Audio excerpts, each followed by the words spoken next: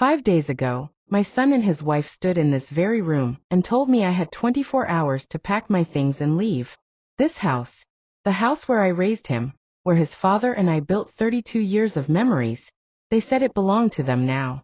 The inheritance from my husband's passing had made them wealthy beyond their wildest dreams, and apparently, it had also made them forget who raised them. If you've ever felt like the people you love most in this world suddenly became strangers, if you've ever watched money change someone you thought you knew completely, then please, hit that subscribe button, give this video a like, and share it with someone who needs to hear this story. Because what happened next? Even I couldn't have seen it coming. Let me start from the beginning. My husband Richard passed away 6 months ago after a brave battle with cancer.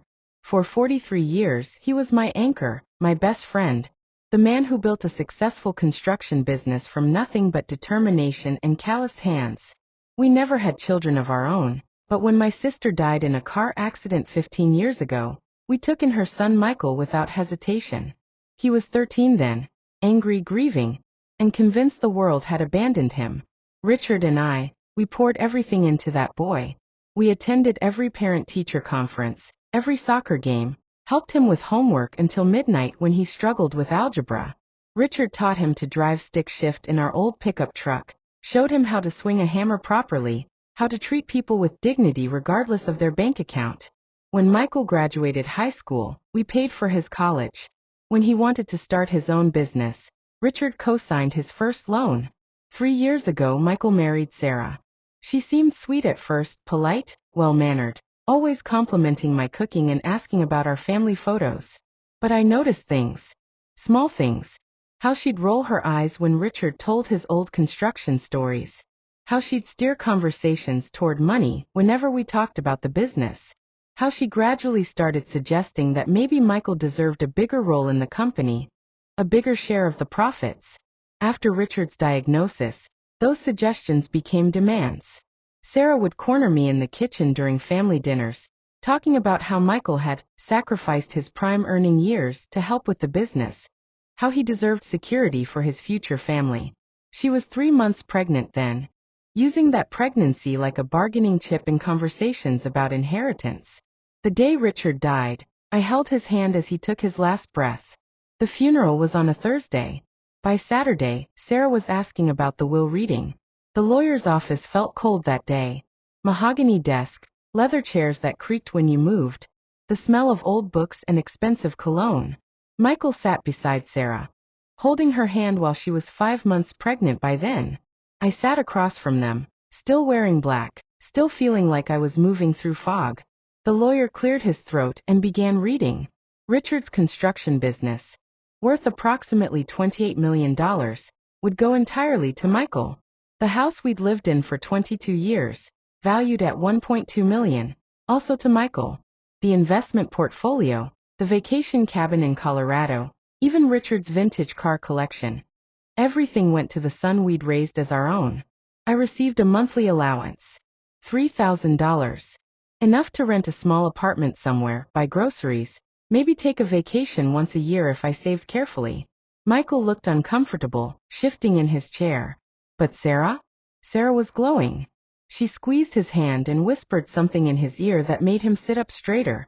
That night, they took me to dinner at an upscale restaurant. Sarah ordered the most expensive wine on the menu and raised her glass in a toast to new beginnings. She talked about their plans, renovating the house, expanding the business, maybe buying a place in the Hamptons for summer vacations. She spoke about my future too, with the casual tone of someone discussing the weather. We found some lovely senior communities about an hour from here, she said, cutting into her steak. Much more appropriate for someone your age. You'll make friends with people in similar situations. Similar situations. Like being widowed and essentially homeless were just lifestyle choices. Michael nodded along, avoiding my eyes.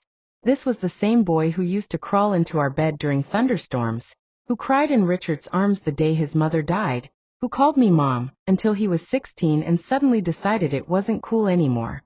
The next few months were a careful dance. Sarah would make suggestions. Wouldn't I be happier in a smaller space? Didn't I think the house was too big for just one person? Wasn't I worried about maintaining such a large property at my age? Michael would echo her concerns with the practiced tone of someone who'd rehearsed these conversations. I felt myself getting smaller, agreeing to things I didn't want to agree to, apologizing for existing in my own home. Sarah would rearrange my furniture when she came to visit, claiming she was just helping make the space more functional. She'd go through my mail, offering to handle bills and paperwork because finances could be so overwhelming for older people. The breaking point came last Tuesday. I was in the kitchen making Richard's favorite soup recipe, something I did every month on the anniversary of his death. Sarah walked in without knocking, as had become her habit, and found me crying over the stove. "This is exactly what I'm talking about," she said, not to me, but to Michael who'd followed her in. "Living in the past isn't healthy. All these reminders everywhere. She needs professional help." Professional help. Like grief was a disorder to be cured rather than love with nowhere to go. That's when she laid down her ultimatum. Either I voluntarily moved out within the week and signed over my visiting rights to a schedule they would determine, or they would begin the process of having me declared mentally incompetent to live alone. Sarah had done her research. She knew that a grieving widow showing signs of depression could be painted as someone unable to care for herself. Michael stood there and let her say it. My boy, the child I'd sung to sleep, worried over, celebrated with, loved unconditionally for 15 years. He stood there and nodded when she finished talking. I packed 3 suitcases and a box of photos. 43 years of marriage, 15 years of motherhood, reduced to what could fit in the back of my old Honda. Sarah graciously offered to let me take Richard's coffee mug, the one that said "World's Greatest Dad," that Michael had given him for Father's Day years ago. Such generosity. The hotel room was small and smelled like industrial cleaning supplies. I sat on the scratchy bedspread that first night and wondered if this was how it would end. If I'd spend my remaining years as the inconvenient old woman who used to matter to someone. But then I remembered something Richard used to say when we faced difficult construction projects. Sometimes you have to dig a little deeper to find the solid foundation. So I called our lawyer, not the family attorney who'd read the will, but Richard's old business lawyer, a man named Frank who'd known my husband for 20 years. "Ellen," Frank said when I explained my situation, "did anyone actually explain the full terms of the will to you?" Full terms? I'd heard my portion. $3,000 a month, and whatever they decided to let me keep from our personal belongings. Frank was quiet for a long moment. "Ellen, I think you need to come in tomorrow. There are some things we need to discuss." The next morning, I sat in Frank's office while he pulled out a thick folder. "Richard came to see me about 6 months before he passed," Frank said. "He was worried about some changes he'd noticed in Michael's marriage. He loved that boy like his own son, but he wasn't blind to certain influences." He opened the folder and began reading from a document I'd never seen before. The inheritance came with conditions. Specific, detailed conditions that hadn't been mentioned during that first will reading. Michael would inherit everything, yes, but only if he continued to honor the values Richard had tried to instill in him. Those values were spelled out explicitly. Caring for family, treating others with respect, remembering where you came from, never letting money change who you are at your core. If Michael ever acted contrary to these values, if he ever treated me with anything less than the love and respect of a son caring for his mother, the entire inheritance would be revoked.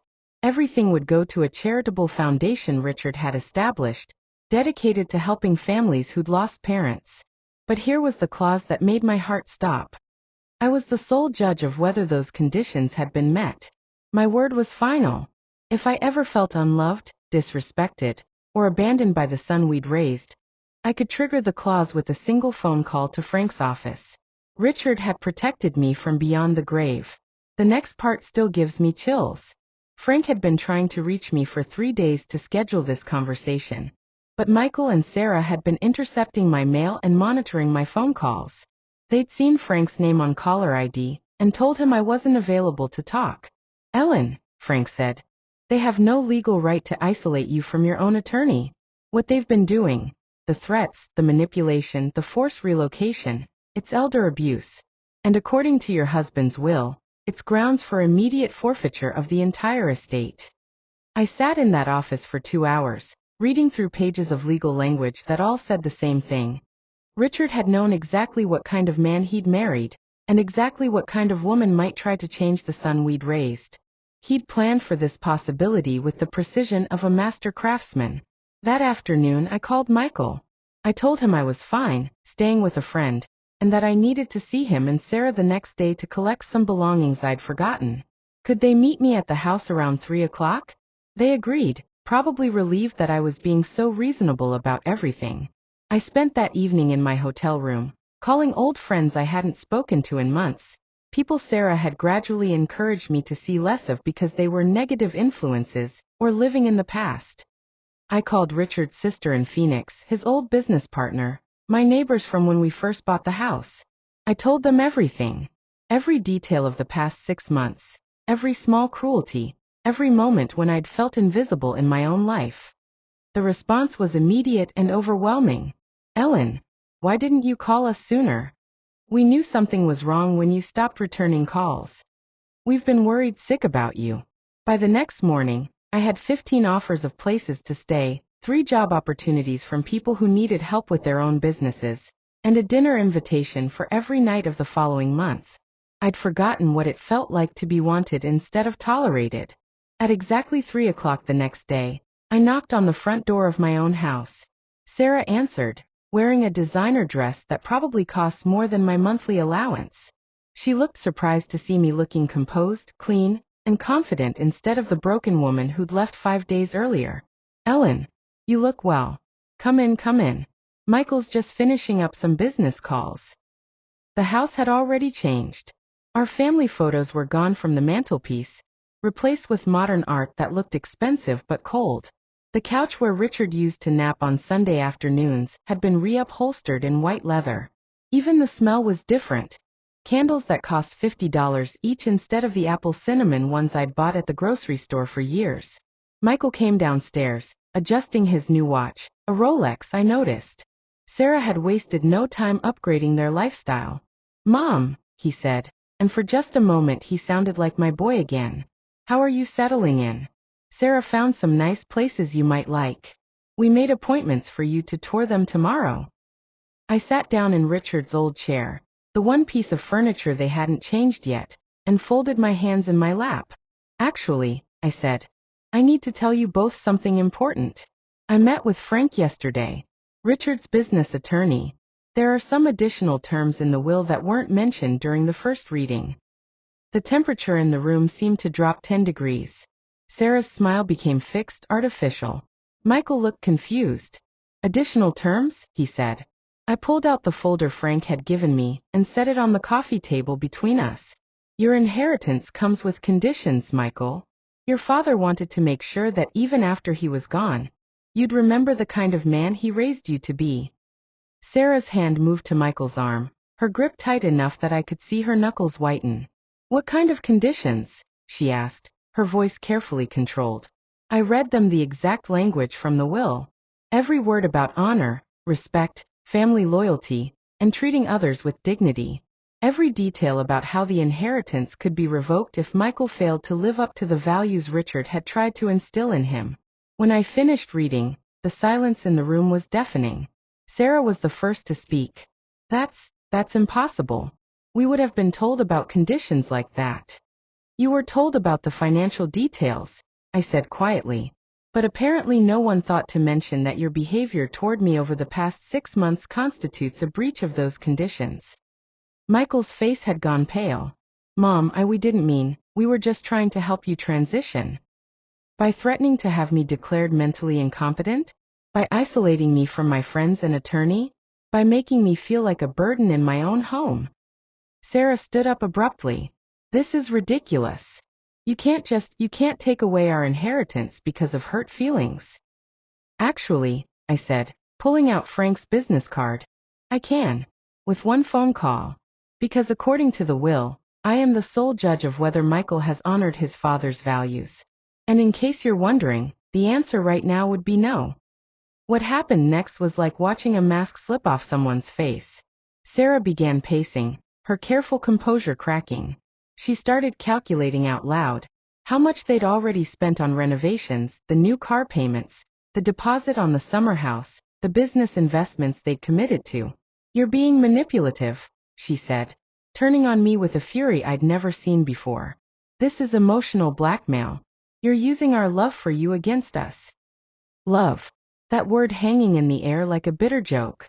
Michael just sat there, staring at the folder like it was a bomb about to explode. "I'm going to tell you both exactly what's going to happen," I said. "I'm going to go back to my hotel room tonight, and I'm going to make a decision. Either I call Frank tomorrow and trigger the clause or I don't. But understand this.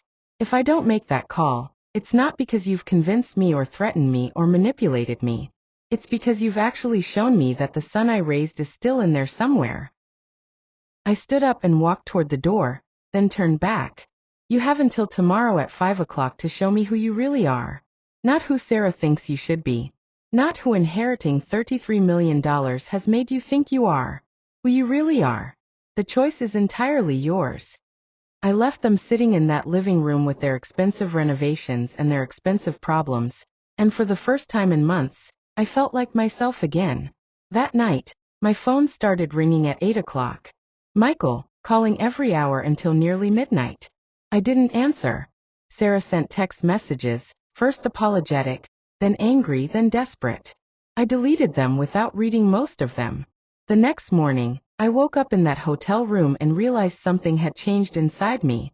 Whether or not Michael chose to remember who he used to be, I had remembered who I was. I wasn't just Richard's widow or Michael's mother, or someone's problem to be managed. I was Ellen Rodriguez, a woman who'd helped build a business, raised a grieving child, stood by her husband through cancer treatment, and survived 6 months of emotional abuse without losing her fundamental dignity. I called 3 of the job offers I'd received and scheduled interviews. I looked at apartments in the part of town where my old friends lived, places with character and history instead of sterile luxury. I made a list of things I wanted to do that I'd been putting off. Travel, maybe take some art classes, volunteer at the community center where Richard and I used to help serve holiday meals. For the first time in months, I was making plans based on what I wanted instead of what other people would allow me to have. At 4:30 that afternoon, 30 minutes before my deadline, there was a knock at my hotel room door. Michael stood in the hallway alone. No Sarah, no lawyer, no backup plan. Just my boy, looking more like the 13-year-old who used to have nightmares than the 30-year-old business owner who'd inherited millions.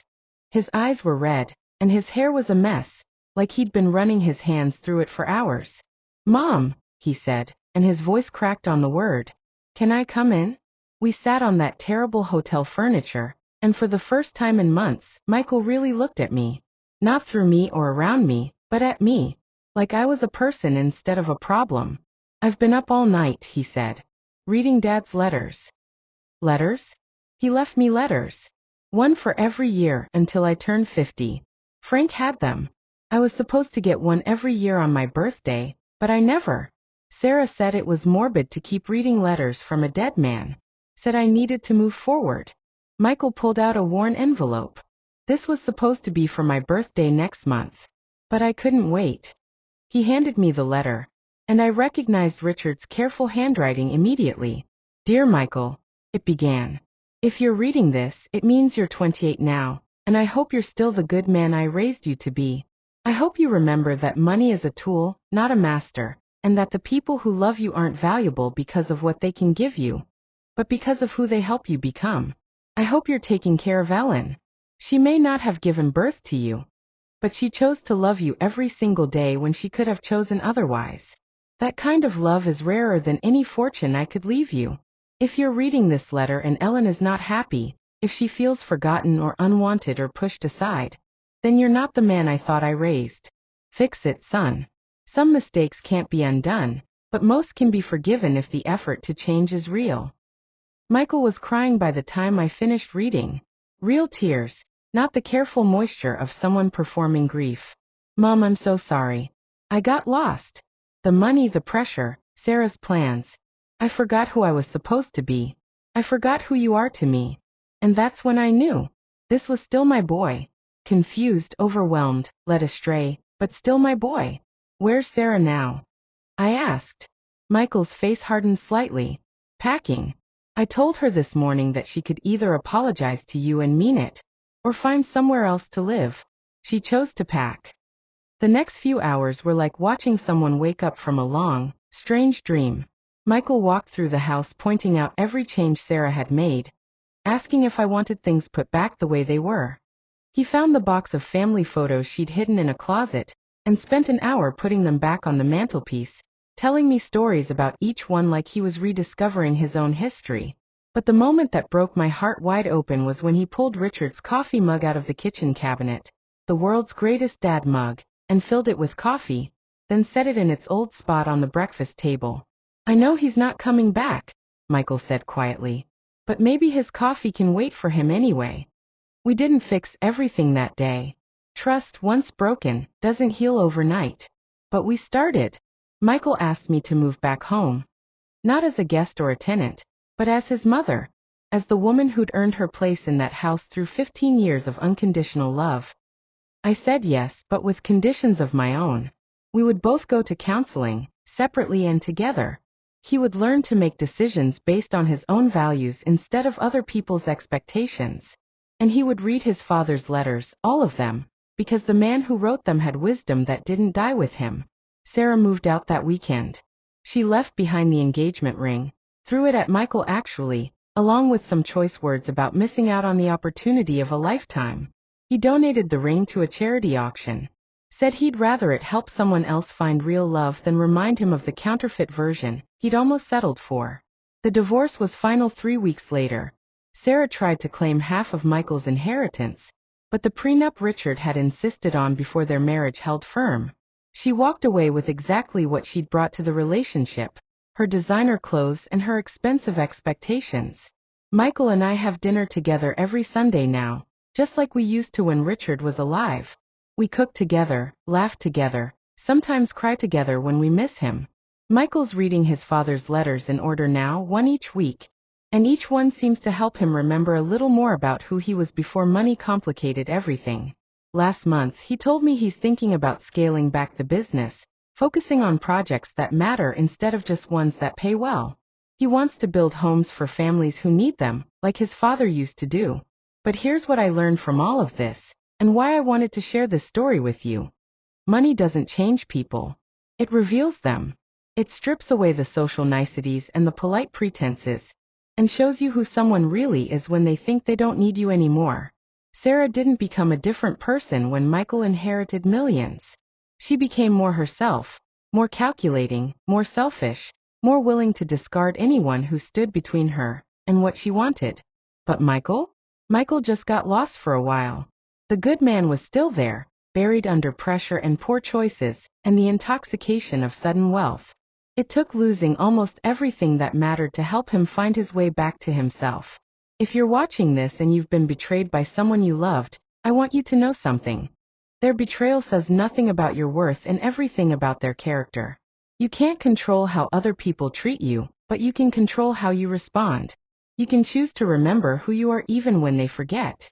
And if you're someone who's been given great privilege, whether it's money or power or influence, remember that those gifts come with responsibilities. They're meant to make you more generous, not more selfish. More connected to other people, not more isolated from them. The house feels like home again. Richard's coffee mug sits on the breakfast table every morning, and sometimes I swear I can feel him smiling about it. Michael and I are building something new together. Not just a repaired relationship, but a deeper one that's been tested and chose to survive. And Sarah? Last I heard, she'd moved to Los Angeles and was dating a tech entrepreneur. I hope she finds what she's looking for someday, though I suspect she'll always be searching for something that can't be bought or inherited or taken from someone else. True wealth isn't about the money in your bank account. It's about the people who would still love you if all that money disappeared tomorrow. It's about the values you hold on to when everyone around you is telling you to let them go. It's about remembering that at the end of your life, no one's going to ask how much you accumulated, but how much you gave, and how well you loved the people who needed you to love them. I'm 71 years old now. I've been widowed, betrayed, threatened, and nearly homeless. I've also been rescued, forgiven, welcomed back, and loved unconditionally. I've learned that the human heart is capable of both incredible cruelty and amazing grace, sometimes within the same family, sometimes within the same day. Richard used to say that the best construction projects required both a solid foundation and the flexibility to adapt when you encountered unexpected obstacles. Building a life, I think, works the same way. You need your core values as your foundation. The principles that don't change no matter what storms come. But you also need the wisdom to bend without breaking, to forgive without forgetting, to love people enough to hold them accountable for being their best selves. If this story resonated with you, if you've experienced betrayal or family conflict or the complications that money can bring to relationships, I'd love to hear from you in the comments. Share this video with someone who might need to hear that even in the darkest moments, even when the people we love disappoint us most deeply, there's always a path back to hope. Like this video if you believe that family is defined by love and respect, not just blood or law. Subscribe if you want to hear more stories about real people navigating life's most challenging moments with dignity and grace. Thank you for letting me share my story with you. Remember, you are worthy of love, respect, and kindness, especially from the people who claim to love you most.